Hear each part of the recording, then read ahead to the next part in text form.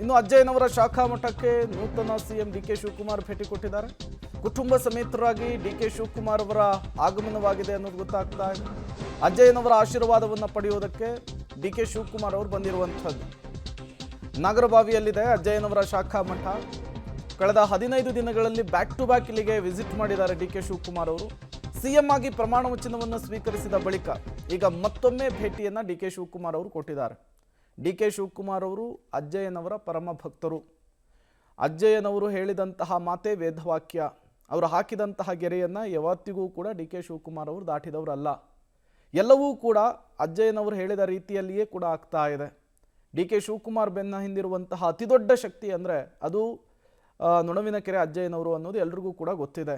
ಈಗ ಮತ್ತೊಮ್ಮೆ ಅಧಿಕಾರವನ್ನು ವಹಿಸಿಕೊಳ್ತಾ ಇದ್ದ ಹಾಗೆ, ಸಿಎಂ ಸ್ಥಾನಕ್ಕೆ ಏರ್ತಾ ಇದ್ದ ಹಾಗೆ ಡಿಕೆ ಶಿವಕುಮಾರ್ ಅವರು ಅಜ್ಜಯ್ಯನವರ ಮಠಕ್ಕೆ ಭೇಟಿ ಕೊಟ್ಟಿದ್ದಾರೆ.